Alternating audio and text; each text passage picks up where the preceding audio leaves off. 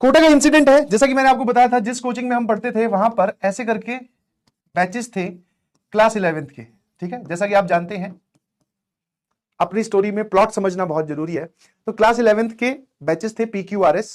ठीक है, इसमें बैच थे दैट इज P1 से लेकर P9, इसमें थे सर Q1 से लेकर Q9, R1 से लेकर R9, शायद ही 9 तक थे या पता नहीं 12 तक थे जहां तक मुझे याद है, और S1 से लेकर S9 है ना।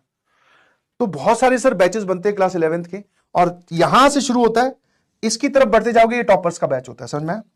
S9 से बढ़िया बैच, S8 से बढ़िया बैच, मतलब टेस्ट के बेसिस पे ही शफलिंग होती है। तो अपनी एंट्री जो है वो R8 में हुई थी। ठीक है, मतलब क्लास 10th के बाद में जब मैंने एग्जाम दिया, इसका एंट्रेंस टेस्ट होता है, बंसल क्लासेस का एंट्रेंस टेस्ट होता था उस टाइम पे, तो मैंने उसमें एंट्रेंस टेस्ट दिया, तो मेरा जो है वो एडमिशन R8 में हुआ। ठीक है, मतलब ये वाली लाइन छोड़ दो, इसके अंदर मेरे से आगे भी बहुत सारे बच्चे थे। ठीक है, जब क्लास 11th खत्म हुई तो मैं P7 में एक बार, हाँ P7 में था क्लास जब एंड हुई मेरी, मतलब जब ये पूरा क्लास 11th का सेशन हुआ तो ये कंप्लीट करके, ये बैचेस कंप्लीट करके मैं P7 तक पहुंच गया था। समझ में आया कि नहीं समझ में? तो हम लोग R8 में थे। तो जैसे कुछ दोस्त बन जाते हैं आपके यहाँ पे, हर महीने में या हर 2 महीने में आपके बैचेस चेंज हो रहे हैं, तो एक बार उस बैच के आपके कुछ दोस्त बन गए। तो मैं और मेरा दोस्त था विकास, हम दोनों लोग एक शफलिंग में सिर्फ आगे पीछे हुए थे। मैं चला गया था Q2 में और वो चला गया था Q6 में, ऐसे कुछ था। तो हम बाकी सब जगह सेम ही गए थे, मतलब वो भी मेरे साथ ही साथ, मतलब उसके भी नंबर उतने ही आ रहे थे जितने मेरे आते, मतलब आप पैरेलल बोल सकते हो। तो हम पहुंचे Q2 में। ठीक है ना। Q2 में पहुंचे, दूसरी या तीसरी शफलिंग, 3 शफलिंग होती है, 4 शफलिंग होती थी, मुझे एग्जैक्ट आइडिया नहीं है, बट हाँ इसके बाद में एक शफलिंग और हुई थी मैथ के टेस्ट के बेसिस पे, जिसमें मैं P7 पे पहुंच गया था। बंसल सर का फेवरेट हुआ करता था उस टाइम पे कि वो बाकी सारे टेस्ट तो काउंट करते ही करते थे, एक साल में वो PNC का अकेला टेस्ट लेते थे जिसके बेसिस पे शफलिंग होती थी। ठीक है, अब बंसल सर थे, वो ऑनर थे, और उनकी बात कौन टाल सकता है। तो जैसे सिर्फ मैथ्स का और PNC का टेस्ट हुआ तो उसके बेसिस पे अपने ने मारी छलांग और सीधा मैं P7 में पहुंच गया। बट उससे पहले जहां पर केमिस्ट्री के भी मार्क्स जुड़ रहे थे तो मैं इतना आगे नहीं बढ़ पा रहा था, बिकॉज क्यूमुलेटिव स्कोर इतना अच्छा नहीं आ रहा था, तो मैं Q2 में पहुंच गया। ठीक है ना। तो मेरे साथ विकास भी था, मैं और विकास दोनों Q2 में पहुंचे थे, सॉरी विकास था Q6 में जब मैं Q2 में पहुंचा। ठीक है, हाँ P7 में दोनों एक साथ पहुंचे थे। तो होता क्या था, अब दोस्ती क्या है, बीच में यार 1-1.5 महीने किसी और बैच में रहना पड़ा, और उसी के साथ में पीजी भी शेयर कर रहा हूं, मतलब मेरे पीजी के फ्लोर पे भी रह रहा है, तो ऐसे अजीब सा लगता था कई बार। तो हम लोग क्या है उसमें, जैसे ही आप एंट्री करोगे मतलब कोचिंग के अंदर जाओगे, तो वहां पर ऐसे एक डेस्क रखा होता था और उसके अंदर कार्टन के अंदर डीपीपीज पड़ी होती थी। आप यहां से लाइन बना के आइए, मतलब आप क्लास में जा रहे हो, आपकी जो डीपीपी है वो आप उठा लीजिए और आगे बढ़िए। ठीक है, एक एक डीपीपी लेके जाओ। यहां पर जो है वो आपके इन्विजिलेटर बोल दो या फिर गार्ड भैया बोल दो, वो खड़े रहते थे कि एक बच्चा ज्यादा डीपीपी ना ले जाए। तो हम लोग ऐसे डीपीपी लेके अपनी अपनी, तो मैं और विकास यहां तक साथ जाते थे। Q2 में मैं चला गया, फिर वो Q6 में वो चला गया, है ना। तो ध्यान सुनना, तो डीपीपी लेके हम चले गए। उसके बाद में क्या होता है, ये डीपीपी जैसे मान लो बहुत सारे बच्चे ऐसे भी है जो एब्सेंट रहते हैं या फिर जो नहीं आते कोचिंग फीस देकर, तो कुछ डीपीपीज बच जाती है। अब बच्चों को तो एक रहता ही है ना कि भाई एक की जगह 2 डीपीपी मिल जाए, तो क्लास खत्म होने के बाद में ये प्रावधान होता था कि यहां जो डीपीपी बची है वो आप ले जा सकते हो। ठीक है, और अलग अलग फ्लोर होती थी Q2 और Q6 की। तो मैंने कहा एक काम करेंगे, अब मैं जा रहा हूं अपने बैच में, तू एक काम करना अपने यहां मिलेंगे, ठीक है, इसी डीपीपी वाले पॉइंट पे। तो ये कई दिन तक ये सिलसिला चला। एक बार जब मैं यहां आया तो विकास खड़ा था एक लड़की के साथ। ये खतरनाक सिचुएशन, आप ध्यान सुनना, यहां से खतरनाक काम होता है। मैंने कहा एक सेकंड, गद्दारी कर बे, ये किस लड़की के साथ खड़ा है भाई, है ना। तो अब वही है ना, थोड़ा सा अब दोनों बातें थी, एक तो था कि डिस्टर्ब करूं, फिर मैंने कहा नहीं यार एक बार जो भी बात चल रही होगी करने दो। डीपीपी की तरफ, दोनों कार्टन की तरफ दोनों का मुंह था। मैं देख रहा हूं कि पीछे से बैग तो विकास का ही है, ये क्या चल रहा है। फिर मैं कहा कोई बात नहीं, चलो बच के जाएगा कहां, शाम को तो पीजीपी आना है, साथ में तो लेके जाऊंगा। तो मैं अपना थोड़ा पीछे खड़ा हो गया। विकास को मैंने कहा लेट हिम टॉक, आगे बढ़ने देते हैं। अंदर ही अंदर बुरा भी लग रहा था, that is a separate story. तो फिर ठीक है, उसकी बात होगी, वो लड़की इधर चलेगी, विकास वापस जैसे ही घूमा, और जो जनरली हर एक लड़के की आदत होती है, मैंने कहा भाई ये क्या सीन है, और ये किस रास्ते में चला गया तू। मैंने कहा तुझे 2 महीने या 1 महीने के लिए अकेला क्या छोड़ा, तू तो 500 दिन में बिगड़ गया। अरे बोले कि तू वैसा जैसा समझ रहा है ना वैसा नहीं है, मैं कहा अच्छा, फिर समझा डिटेल में, अपने पास टाइम ही टाइम है। मैं चला जा, साइकिल लेने चलते हैं। साइकिल की अलग स्टैंड खड़ा होता था, मैं साइकिल मतलब साइकिल वाली पार्किंग तक जहाँ पे साइकिल स्टैंड होता है वहां तक चलते हैं, बता फिर साइकिल के बाद में पीजी चलेंगे। तो बोले ऐसा नहीं है कि ये Q6 की लड़की है, पढ़ने में बहुत अच्छी है, तो ये मुझसे सिर्फ ये डिस्कस कर रही थी कि ये वाली डीपीपी तुम्हारे पास है कि नहीं है, मेरी ये वाली डीपीपी मिस होगी। मैं कहा अच्छा, मैं कहा डिस्कशन कुछ ज्यादा पॉजिटिव तरीके से नहीं हो रहा था, इतना प्यार से तो तूने मुझे, वही मजे लेने वाली बातें। बोले नहीं नहीं ऐसा कुछ नहीं है, तू ज्यादा सोच रहा है, कम सोच रहा है। मैंने कहा ठीक है भाई, ठीक है। वो थोड़ी देर में थोड़ा बुरा लगा मुझे भी, मैं भी सो गया, मतलब वही खाना वाना खा के जो भी होता है। फिर वापस वही, आओ डीपीपी लो, मैं Q2 ऊपर वाले फ्लोर पे, ये Q6 उसी फ्लोर पे जिस फ्लोर पे डीपीपी मिलती है।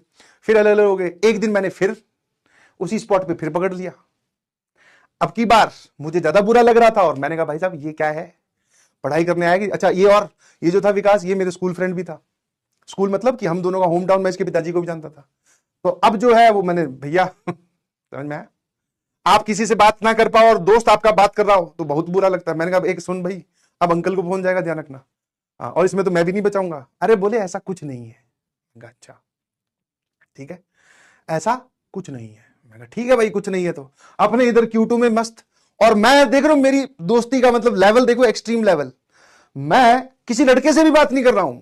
मैं नए बैच में चला गया ना, बस नॉमिनल सी, आप इतने बड़ी क्लास में बैठते हो तो बाजू वाले में कोई बैठा है तो उससे थोड़ी बहुत हाय हेलो होगी, वरना इस इतने माहौल में जहां पे शफलिंग होती है वहां पे आपकी कभी दोस्ती हो नहीं सकती। विकास के साथ दोस्ती इसलिए थी क्योंकि हम पुराने एक ही होम टाउन से थे, 10वीं तक एक साथ पढ़े हैं, एक ही स्कूल में, तो इस वजह से गहरी दोस्ती थी, वरना वो भी शायद कभी नहीं होती अगर मुझे कोटा में मिला होता। मैं जो है वो Q2 वाले लड़कों से भी बात नहीं कर रहा हूं, और ये Q6 में भाई साहब अलग गेम खेल रहा है। मैं भैया ये है, इसको तो रोकना पड़ेगा। और ये खेल काफी दिन तक चलता रहा, मुझे नहीं था पता था उसके दिमाग में क्या चल रहा है। कोटा में संडे वाले दिन है ना, टेस्ट देकर हम लोग क्रिकेट खेलते थे एक पार्क में, है ना, पिच बनी होती थी, क्रिकेट खेलते थे। और वहां पे जहां पे लोकोलाइट भी खेलते थे उसमें, और लोकोलाइट भी उसमें खेलते थे और हम भी क्रिकेट खेलते थे भाई। तो इस बार टेस्ट हुआ संडे वाले दिन, मैंने कहा आजा क्रिकेट खेलने चलते हैं, क्रिकेट तो पक्का ही है भाई, जाना ही जाना है। ये भाई ने बोला कि तू चल मैं आता हूं। मैं कहा ठीक है, और वैसे भी टीम वीम बांटनी है तो मैं टाइम से पहुंचते, तेरे को मैं बटवा लूंगा, तू आ जाना, कोई बात नहीं। मैं क्रिकेट खेलने लग गया, ये भाई साहब आए ही नहीं। फील्डिंग तो मैं कर रहा था, बट दिमाग में मुझे लग रहा था कि ये कहीं और फील्डिंग ना करने लग जाए। मैं क्या अब छोड़ के भी कैसे जाऊं, बीच में से जा नहीं सकते ना। जो लोग क्रिकेट खेलते हैं वो जानते हैं, एक बार आपको टीम में बांट लिया और आप अच्छे प्लेयर भी हो, ठीक ठाक खेल लेते हो, तो आप क्या बोल के जाओगे कि इसको ढूंढने, और ढूंढने जाओगे कहां। भाई साहब विकास गायब, और उसका तो चलो विकास हो रहा है, मेरा जो है वो अंदर आग लगी पड़ी। मैं कहा यार ये तो लड़का बिगड़ गया और ये गलत रास्ते पे चल पड़ा है। कोई बात नहीं, मैं एक सच्चा दोस्त हूं, मैं इसको मोड़ के लाऊंगा वापस। शाम को भूल भाल के खेलने लगे, शाम को पहुंचे तो आगे पीजी में वहां बैठा। मैं कहा भाई ये क्या व्यवस्था है, कहां था। बोले कुछ नहीं है। मैं कहा कुछ नहीं, अपूर्वा ने कॉपी मंगवाई थी। मैं कहा ये अपूर्वा कौन है। बोले वही जिसके हाथ तू हर बार हमें पकड़ लेता है। मैं कहा अच्छा। मैं कहा नाम नूम तक बात पहुंच गई है। बोले एक ही बैच में पढ़ते तो नाम तो पता चल ही जाता है। मैं कहा अच्छा, मुझे तो एक भी लड़की का नाम नहीं पता, मेरी बैच में भी बहुत सारी पढ़ती है। मैं कहा तू ज्यादा ना हीरो ना बन और ये रास्ते सुधार ले। बोले नहीं उसने सिर्फ एक कॉपी मंगाई थी, उसके नोट्स कंप्लीट नहीं है, वो बैच शफल होके आई है, उसका कुछ बैक, वहां पे ऐसा भी होता था भाई कि आप एक बैच से उठकर दूसरे में जा रहे हो तो हो सकता है उसमें कोई आपका कुछ मिस हो गया हो। तो वो ऐसा समझा रहा था मुझे कि उसका कुछ एक आधे चैप्टर का या एक लेक्चर का कुछ नोट्स का बैकलॉग है, तो वो उसको नोट्स कंप्लीट करने, इसलिए मैंने ठीक है चलो इतना भी सह लिया। मैं कहा चलने दे, ठीक है भाई। अब ये जो है ये अपूर्वा जी के साथ दोस्ती, अब तो ऐसा होने लग गया था, मैं सेकंड, जब दो क्लासेस के बीच में 15 मिनट का ब्रेक होता था ना, सेकंड ऊपर वाली फ्लोर से नीचे वाली फ्लोर पे वापस आना भीड़ के बीच में और वापस अपनी क्लास में जाना, ये इंपॉसिबल टास्क है 15 मिनट का। मैं वो भी कर लेता था, मैं चेक करने की विकास क्या कर रहा है। बहुत ध्यान रखा मैंने, बहुत नजर रखी, ठीक है, हाँ है ना, ठीक है भाई। अब उसके बाद में सुनिएगा जरा, मैं और विकास, कोटा में एक मॉल है, कोटा मॉल, मतलब मॉल तो नहीं है, आप कभी रेलवे स्टेशन की तरफ गए हैं, पुराने टाइम की मैं बात करता हूं, तो रेलवे स्टेशन की तरफ है ना, वहां पे दुकानें हुआ करती थी, मतलब रेलवे स्टेशन की तरफ ही दुकानें हुआ करती थी, ठीक है, रेलवे स्टेशन। और वही मतलब इस आजकल तो अगर कपड़े वपड़े लेने तो आप मॉल में जाते हो, ब्रांडेड शोरूम्स में जाते हो, तो उस टाइम पे हमें कुछ कपड़े लेने थे तो हम लोग और क्लास 11th के एंड सीजन की बात आ गई थी, मतलब क्लासेस खत्म हो गई थी और हमारे टेस्ट चल रहे थे और उसके बाद में टेस्ट देकर, वो कोचिंग के टेस्ट देकर मुझे अपने घर जाना था, मतलब मेरे को और विकास को। जाने से पहले हम कुछ कपड़े लेने एक बार रेलवे स्टेशन घूमने गए, कपड़े लेने के लिए, फ्री दिन था। मैं और दोनों घूम रहे भाई, दुकान देख रहे, मैं कहा हाँ कौन सा है देख लेते हैं, इसमें ठीक लग रहा है, ये पैसे ज्यादा ले रहा है। एक दुकान के अंदर घुसे हैं, मेरे से पहले विकास घुसा, घुसने से जिस स्पीड से वो घुसा था उसकी 5x स्पीड से वापस बाहर आ गया। मैं कहा क्या हो गया, पूरा तो घुस अंदर जाके पूछ तो ले शर्ट वर्ट मिल रही है कि नहीं। बोले नहीं भाई यहां से चल। मैं समझ गया जिस हिसाब से इसने नहीं भाई यहां से चल और भारी आवाज में बोला है, मैं कहा लपड़ा तो कुछ और है। मैं कहा अब यहां से थोड़ी जाएंगे, अब तो यहीं जाएंगे।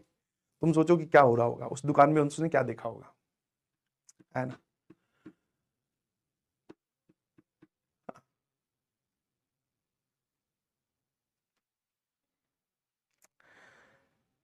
मैंने कहा चल ऐसा क्या देख लिया, और मैं अपने जरूर जाएंगे अंदर, मैं हट पीछे हट।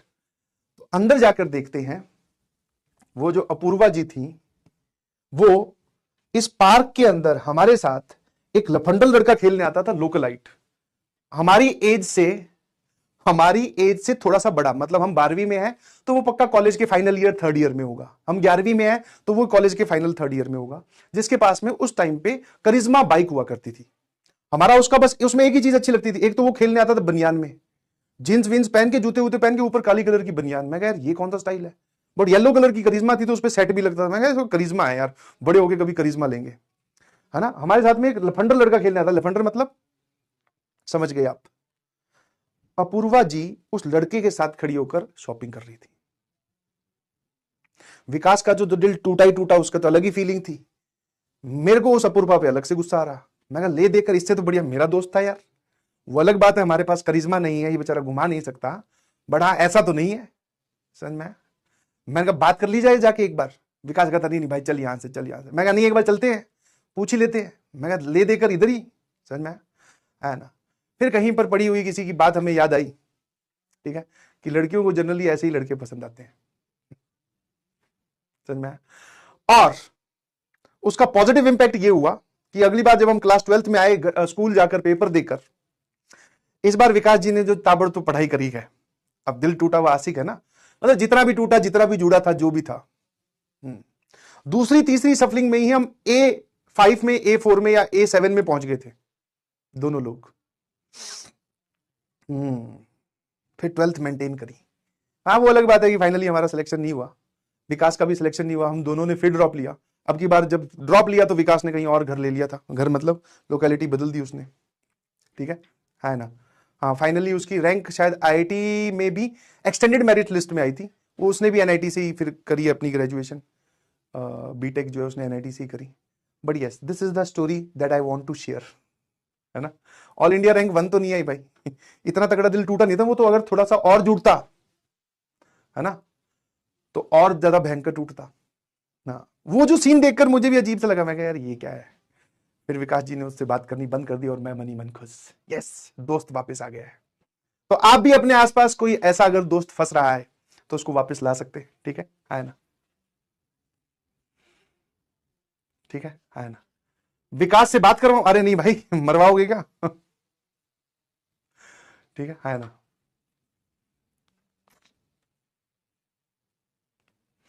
हाँ ऐसा होता है यार, बोले हम लड़के हैं ना, हमारे साथ ऐसा ही होता है। हाँ लड़कियों के लिए कोई हार्ड फीलिंग नहीं है बेटा, जस्ट एक इंसिडेंट है, जस्ट एक स्टोरी है, किसी को जनरलाइज नहीं कर रहा हूं, आप लोग मस्त रहे, ठीक है ना। ठीक है, चलिए thank you so much, bye bye.